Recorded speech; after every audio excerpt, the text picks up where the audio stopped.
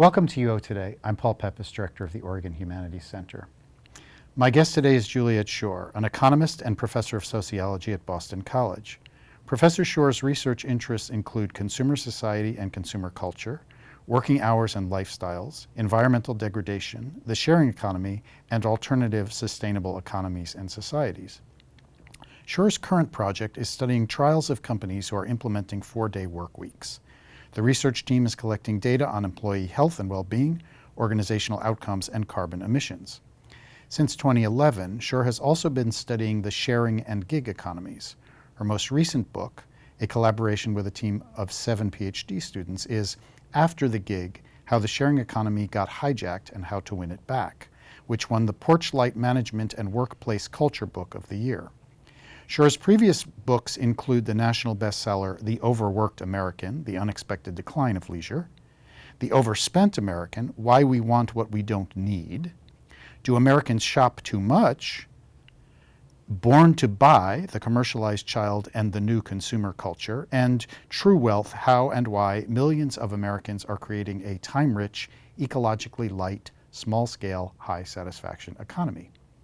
Schor is a former Guggenheim Fellow and was the 2014-15 Martina S. Horner Distinguished Visiting Professor at the Radcliffe Institute at Harvard University. In 2014, Schor received the American Sociological Association's Award for Public Understanding of Sociology. From 2010 to 2017, Schor was a member of the MacArthur Foundation Connected Learning Research Network. She has served as a consultant to the United Nations, at the World Institute for Development Economics Research, and to the United Nations Development Program. On October 19, 2022, she gave a talk titled Gig Economy: Predatory Platforms, Precarious Work as the 2022-2023 Wayne Morse Chair in Law and Politics as part of the Morse Center's 2-year focus on making work work. Thanks so much for coming on the show. It's great to have you with us. Wonderful to be here. So tell us a little bit about how your background and how it led to what you are interested in today. I think I'll have to start with my childhood. My father, who was a surgeon, moved from New York with my mother to southwestern Pennsylvania, to a little coal mining steel town, and set up a clinic for mine workers, for the United Mine Workers Union. So I've always had a kind of labor orientation. And my PhD, which is in economics, looked at labor issues and, in particular, the factors which determined how likely workers were to go on strike or to push for higher wages, how hard they worked, and so forth. And so I've had a very long interest in work. And then, as you mentioned, I wrote a book which came out at the beginning of the 90s called The Overworked American. So issues of labor and work have been pretty central to my interests for a long time. So you're also interested in labor, work, consumption, and climate change. So how did climate change get in there? Well, the Overworked American had a chapter called The Insidious Cycle of Work and Spend.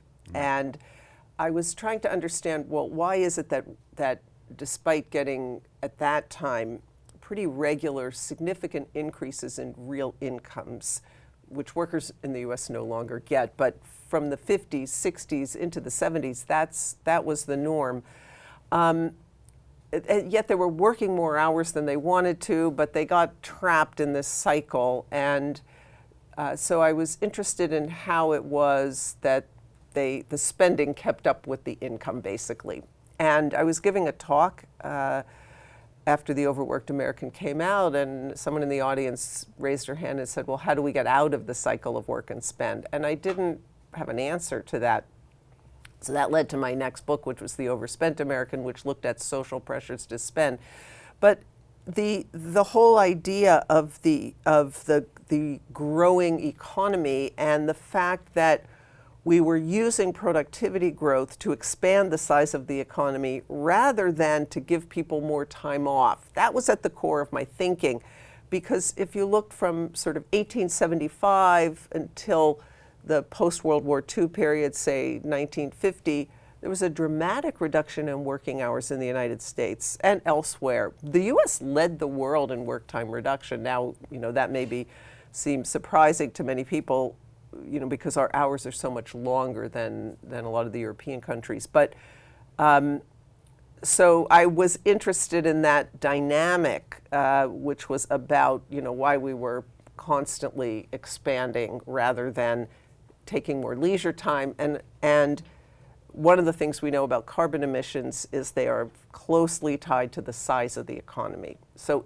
all that expansion meant lots of carbon pollution. And so I began writing papers about the relationship between working hours and carbon emissions, and found, over a series of papers, strong connection, longer hours of work, on average, higher carbon emissions. So let's talk a little bit more about longer hours of work. So you mentioned that Americans have longer hours of work than a lot of people who are in Europe. So what are some of the factors that led to that phenomenon? Why do Americans have longer hours of work? So the conventional answer is, we're just a workaholic society. And I think that's wrong. So rooting it in culture was didn't seem right to me. So I was looking, I started looking at economic factors. And there are a couple of big reasons. One is that our labor movement, which was the biggest impetus for shorter hours, was really weakened dramatically after the Second World War. And in particular, the more progressive part of the labor movement, and that's where the push for shorter hours came from. Very different than what happened in a lot of European countries, where labor unions continued to push over decades for shorter hours of work. That's a very big part of the answer. Second part of the answer is a historical accident. During the Second World War, there were wage and price controls. It was very hard for employers to get labor, and so they tried to figure out ways to entice more workers into the labor force. And they started offering health insurance as part of the job benefit, because that was not part of the wage controls. And over time, we developed a system in which employers pay health insurance rather than, something like what the British or the Canadians or other countries have, where it's a socially paid. But what that meant was that because each new hire there'd be a fixed cost of that health insurance for the employer, they wanted to hire fewer people and work them longer hours, because they didn't want to, expand what they call headcount, because that just increased those health insurance costs. And as health insurance costs ballooned over time, that pressure for longer hours really, really expanded. And then I'd say the third thing is what I've called the elastic hours of the salaried worker. We have a high fraction of employees who are salaried rather than hourly. So the employer doesn't have to pay for longer hours. So they just pressure. So one of the projects that you're engaged with is the 4-Hour Work Week project. So tell us about that project first. Yeah, the 4-day work week. So it is, what's fascinating or sort of important about it is that it's 4 days of work or 5 days of pay. So it's not, you can work 4 days on a mommy track and get 80%, and it's not, you can work 4 10-hour days. So it's a 32-hour work week for 5 days pay. And it was, this project was started by an entrepreneur in New Zealand who introduced it in his own company. His name's Andrew Barnes, and he was really happy with the results. He developed what he called the 100-80-100 model, 100% of the pay, 80% of the time, but the workers need to do 100% of the work. Now, this is the complex part of it. He had a finance company, or has a finance company, and in a lot of white-collar work today, especially in tech and places where workers have a fair amount of autonomy over what they're doing, there's a lot of wasted or unproductive time. And meetings are a big part of it, distractions are a big part of it. These are workers who are able to leave the workplace to go to the doctor, see their kids' soccer game, do personal things. So the idea that you could reorganize work, make it more efficient, have it done at the employee level. So a lot of these people work in teams, but sort of before you start a 4-day week trial, you figure out what can you do differently? How can you reduce distractions and meeting times and so forth? And can you squeeze enough time out to really make it so that people can do in 4 days what they did in 5? And the answer increasingly seems to be yes. So hundreds of companies are now joining trials that we're running, 6-month trials where we're studying what happens, and the results are really positive. They are able to do that 100-80-100. Now, we can talk about the workplaces where it's not going to work, although there are reasons that the 4-day week could work, other reasons the 4-day work week for 5 days pay could work in those. But the bulk of the companies are white-collar companies. They're having tremendous success with this. And actually, they're saying, a lot of them are saying the productivity is going up. People are becoming more intentional.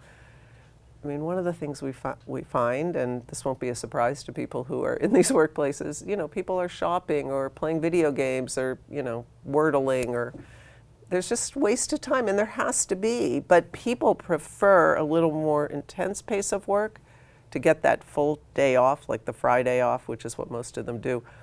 Although the interesting thing is that in the first trial, it doesn't look like the pace of work is going up. They've been able to reorganize enough that they're not just speeding themselves up. So just tell us about some of these benefits that you're finding in the trial, like besides the fact, obviously, for the worker, there's more flexibility in their schedule. They can go to their kid's soccer game. But what are from the business's perspective, what are the benefits? So the businesses are finding that productivity is maintained. Mm-hmm. The workers are much happier. So reductions in stress, reductions in burnout. These are huge problems for companies right now. They were bad before the pandemic, but the pandemic just exacerbated them, multiples of times. Their physical, their positive affect, what's called, is better. Their negative affect is less. They are, satisfaction levels are higher. They report better mental health. And one of the really big impacts is on sleep. Mm-hmm. We're seeing huge increases in the amount that people are able to sleep. We had something like 43% of the sample in the first trial were sleep deprived at the beginning of the trial. I think it was 17% at the end. So a massive decline in sleep deprivation, decline in sleep problems, improvement in sleep quality. And I think this is related to some of the other well-being aspects. So that's all sort of happier, healthier workers, but then also lower healthcare costs. Uh-huh. Easier to recruit people. Fewer people leave. We had a great quote from someone on the first trial where he's a software engineer. He periodically looks for other, to see what else is out there online. Those people can move a lot. They have a lot of a lot of demand for their work. And he said, right now, if I were to go back to a 5-day job, I'd need a big increase in pay. So in our next trials, we're going to figure out exactly how much it's worth to people. But that redounds to the benefit of the employer because they don't have to pay that extra amount that people are increasingly looking for. There are a lot of empty jobs in this country right now, and the 4-day week is increasingly becoming one of the things that employers are offering as a way to attract and keep workers. So you mentioned that this is, most of the companies that are involved in the trial are white-collar companies. And you also said that there are some areas where it might not work as well, and I imagine there are some industries where there's a lot of skepticism from the management side about such an approach. So what's the downside, or what are the arguments against the 4-day work week? So you're right. Let me just start by saying that we do have healthcare companies. We're actually negotiating with a big hospital chain at the moment to join. a restaurant chain, there's some manufacturing. So it's not only these white collar, but they're by far the bulk. So the biggest issue for the companies that are skeptical, and I'm going to put healthcare at the very top because it's a really interesting case, is they can't speed their workers up anymore. They're already working too hard. They're already burning out and stressed. And that's causing a lot of problems, whether it's attrition.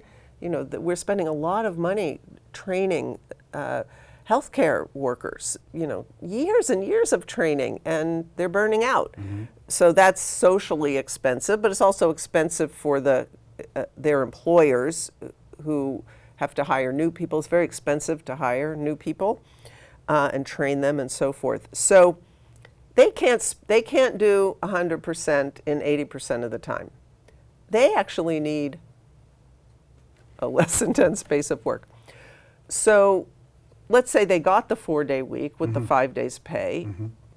You're going to have to hire some new people. Now, it won't cost you as much as, it won't cost the employer as much as 20%. So that would be, you know, 1 day out of a 5-day, because they're going to make all those savings on healthcare costs, and the healthcare costs for healthcare workers are high because training, you know, retention, hiring, all of that. There was a really interesting study of nurses in Sweden where they did this and they hired new people, and the costs were, there was a little bit of an increase, but pretty minimal because of all those other savings, plus better quality care. And if you put that in, but you know, often when an employer is confronted with this idea, all they're going to think about is, oh, 20% more salary I'm going to have to pay. There's no way I can afford that. But actually, it's a lot more affordable. So it's a different, it can work for a different reason. For the 180 hundreds, it can work because there's a lot of slack time in the workplace. For these, for the, let's call them high intensity burnout workers, it's the opposite. It's because there isn't enough slack time. But in both cases, it comes to a similar conclusion. And are there any industries where what your evidence suggests that it's just not going to work in certain industries? Or do you think the potential is there for all industries? Eventually, I think it'll work for everyone. What won't work is squeezing 100% of the productivity into 4 days for everyone, and it varies. The reason I think eventually it's going to work, there are two reasons. One is those industries are going to have to adjust because if everybody else is offering 4 days, they're either going to have to pay a lot more or give the 4 days. I think also we'll get government legislation at some point because we've been at this 40-hour standard work week, you know, since the 1930s. It's going to be 100 years. It's enough time already. The other thing about it is we're experiencing continuously new technology in workplaces, and so that, as long as it's productivity enhancing technology, which most of it is, you know, sometimes they make mistakes, but you can couple the work time reduction with that because that gives you a bit of a cushion because you're getting some productivity anyway. So, but it's a process, you know. It's going to spread out. I'm not sure how slowly. It's actually going a lot faster than I ever would have imagined. Interesting. So let's shift gears a little bit and talk about another aspect of your work, which is your work on the gig or sharing economy. So tell us a little bit about where that came from. Like, why did that even begin? Oh, why did it begin? I was thinking about why I got interested in it, which had to do with shorter hours. You can also answer that question. That's fine. It began with eBay, actually. eBay was the first one to put in these ratings and reputational metrics. And it began with digital technology and smartphones. In my book, we trace it back actually to the earlier days of Silicon Valley. And one of the interesting things, which I think is not so well recognized, is the discourse of the sharing and gig economy in the early days, what we call the idealist discourse. It was all about how it's a win-win-win-win-win-win-win for everybody, which of course it hasn't been. But it sort of was straight out of the playbook of the 1990s Silicon Valley with the internet. So the idea of democratizing the economy, the idea of person-to-person exchange, the idea of the freedom to be your own entrepreneur and your own boss, and that the internet will give you the chance to sell yourself and you don't need a boss, and a sort of strong strain of anti-corporatism, like against the bigs. Of course, the irony is that these companies all became the new bigs, but so the advent of smartphones and sort of cash payments, or non-cash payments, the credit cards and all of that, the convenience. But the other big part is the search algorithms, which are at the core of not all, but many of these app-enabled gig services. So you've alluded to the promise or the idealistic phase. Yeah. And then you also alluded to what has happened. So what has happened? What has happened to that promise, to those idealistic ideas? So we'll focus on the labor part of it, but we could talk about other parts of it too. But on the labor side, the apps offered incredible freedom and flexibility. They use the word flexibility, but it's also freedom to the workers. You're not going to have a boss. You can sign on whenever you want and sign off. You can work as many or as few hours as you want. You can work for multiple apps. You're not answerable to anyone. That, like, not having a boss, that was so key. And workers love that.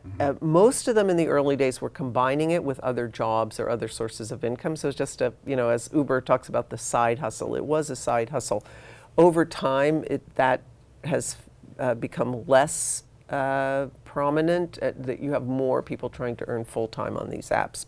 But I mean, in a way, the short story of what happened is Uber and the other companies just started driving down the wages, the earnings, and they got worse and worse, and that led to a different kind of labor force, people who were more desperate, had fewer options. The labor force, which started out very white, became much more BIPOC, people of color. It became much more immigrant-based, people who didn't necessarily have other options, and more people who were supporting families than just, when we started studying this, these were, former college students or people who just graduated from college. So there are a couple of reasons for what. So, I mean, that just sounds so simplistic, right? Okay, the companies, they just degraded things. So, but why did they do that? And how did they get away with it? I mean, those are the more interesting questions. So if you ask why they did it, I think that the answer is less every company tries to do this, because it's not true that every company tries to, exploits workers to the level that the Uber and Lyft and DoorDash and Instacart are doing. And they came out with the idea that they're so efficient, their technology is so efficient, they should be paying more than the prevailing wage, which they were in the early days. But it turns out their business model doesn't work at all. And the reason it doesn't work is that it's too expensive for what it is. Uber and Lyft were, for most of their existence, have subsidized rides at 40%. So that's how they killed taxi. That's how they've tried to wipe out public transportation. And then their idea was to get monopoly power, market dominance as they call it, and jack the prices up. So they thought of themselves as kind of the Amazon of transportation. But Amazon has what we call network effects. Like, the bigger the network, the more value there. The more books you can buy on Amazon, the more likely you are to go to it. Or the more other people there are there on Facebook, the more likely you're going to go to it. A lot of digital platforms have true network effects. Transportation does not. Food delivery does not. It's a local service. That network does not have to get very big before growing makes it worse, not better. And so nothing ever made sense about what they were doing. And they are not going to be profitable. Uber's the losingest company in all of human history, $32 billion. They're not going to be profitable except with a small market at really high prices. And that's why they've squeezed the workers so much. And the freedom of workers to choose their own hours means that the workers are really diverse. You've got people who are there 5 hours a week or a month, and you've got people who are there, 50 hours a week. And it's very hard for them to make common cause. And so the nature of the freedoms, that the flexibility undermines the ability of the workers to act collectively with one voice, to form unions or collective organizations and fight back against the companies. Fascinating. So, Julie, we're coming to the end of our time. You are the Morse Chair, the Wayne Morse Chair. Tell us a little bit about some of the things you're doing while you're on campus at the University of Oregon as the Wayne Morse Chair. I've got a very exciting program organized by Ellen Herman, the director of the Morse Center. I'll be doing a public lecture on gig labor. I will be speaking to the City Club about the 4-day week. I'll be visiting classes. I'll be meeting informally with students, graduate students, and some of the environmental initiatives of the university, which are amazing. I mean, this university probably has more environmental activity than anyone in the country. I'll be meeting with folks involved in those. I've got a lot of nice meals planned, and I'm just, planning to get to know the U of O. Do you call it the UO? Yes. UO? U of O or UO, yeah. Yeah, which so far has been like a really fantastic place. So we've got a minute left, so this will be my last question. So apart from all the things you've described to us, you are also a teacher at Boston College. So tell us about a class that you teach. I teach a class called Planet in Peril. I teach it with my husband. It's the history, he's a historian, the history and future of human impacts on the planet. We do a lot on climate change, and we have a flipped classroom. So we did professional recordings of our lectures some years ago. He's lucky because history doesn't change. I have to update mine. But and for the in-class portion, we do all what we call active learning or engaged learning. So sometimes we do simulations of climate negotiations. We do role plays. We do all kinds of fun, active things. We have an eating contest where we challenge students to reduce the red meat and dairy in their diets. Yeah, just lots of fun stuff. Well, Julie, thanks so much for sharing everything that you've shared. It's been really an interesting conversation. We really appreciated having you with us. Thanks. It's been really fun for me, too.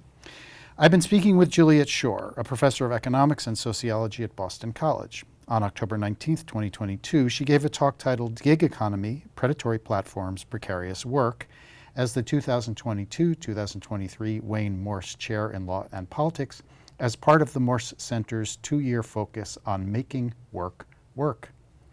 Thanks so much for watching.